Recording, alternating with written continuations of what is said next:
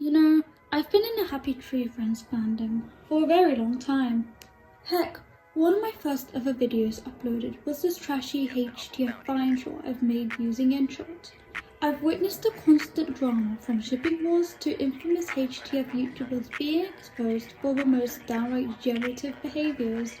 Happy Tree Friends is mostly well known for their fair share of extreme gore and colourful casts of mentally ill characters, but there was always this one character who was looked down on as the most hated character out of the entire cast. The character I'm referring to, DiscoBear, is well known for his flirtatious personality and diva-like style, but is constantly looked down on and is compared to degenerates. Here, we'll be discussing about who DiscoBear exactly is, where he comes from, and why he's so hated in the HTF fandom. DiscoBear is one of the 22 characters that appears on the show Happy Tree Friends, created by Fandom Media. The show consists of 22 skittle fairies living the Final Destination lifestyle on a daily basis, with each episode exposing the characters' brutal tortures and death they face. DiscoBear is an orange-yellowish bear whose personality revolves around being flirtatious, rich, and is a huge diva who loves to do funky dance moves in order to get a girlfriend. Most of the time, his attempts to get laid usually fails, and I'd say that this part of his character is what gets him to appear more controversial. Whilst having a huge fan base can be good, it can also feature some bad apples who ruin people's fun for the sake of either being toxic, immature, or opinionated. A lot of the time, these fans have created different multiple AUs for the HTF characters.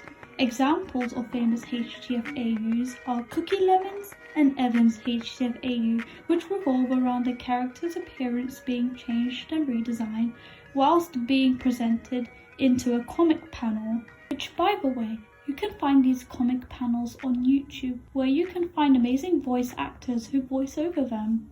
Many AUs equal many different interpretations of the characters. These AUs can be a mixture of safe for work and not safe for work, and I personally think both are fine as long as it's handled both respectfully and maturely.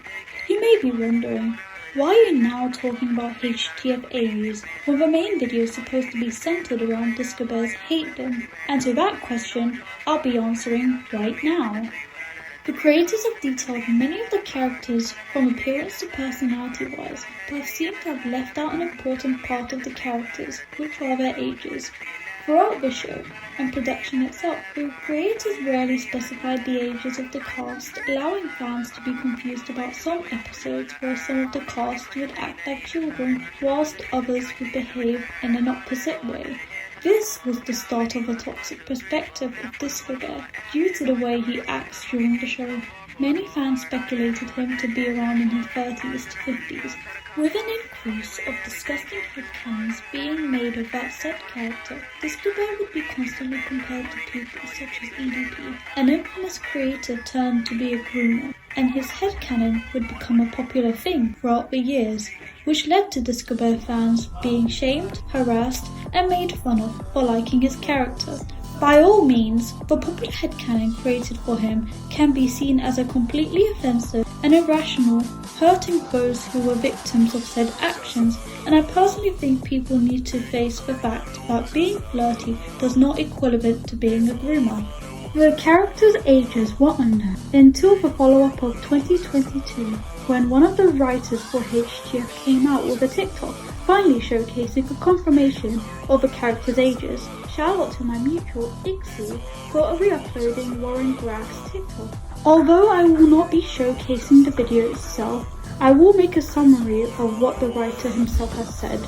To summarize the TikTok itself, Warren Graff states that the characters can be any age depending on the episode, which furthermore debunks the disgusting headcanon for DiscoBear, as well as allows the fan base to decide on the ages of the characters themselves. The headcanon for DiscoBear was the main reason for his hate, but he was also heavily disliked due to the fact that he constantly flirts with female characters despite the lack of romantic chemistry from their side.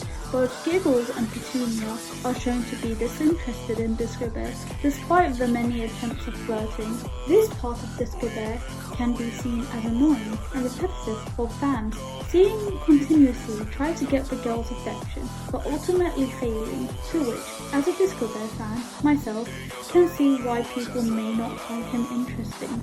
I personally like DiscoBear as a character, and find him quite funny, especially in the episode Staying Alive.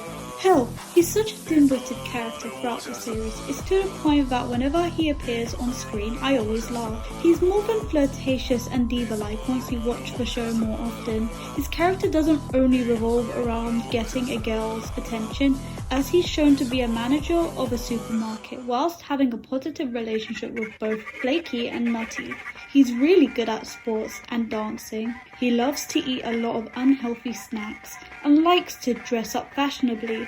I understand that he can be selfish and annoying at times, constantly not getting the hint of making some of the characters uncomfortable, and in all honesty is one of his many flaws, but I definitely disagree with those who compare him to people like EDP, because let's face the fact, you're making the characters seem even worse by implying that they're problematic. DiscoBear's flirtatious personality does not equivalent to him being a groomer. That's like saying that if anyone flirted with a random person, then they're instantly a degenerate. The headcanon itself ruins DiscoBear's character and disrespects victims of grooming. I guess you reached the end of the video, right? Well, congrats, and thank you for viewing my art commentary video itself. It would be great if I received some feedback and criticism in order to improve myself for future art commentaries. That's if I ever make one. It would be also helpful to share this rant across YT for many to see. That's only if you want to though. Goodbye guys.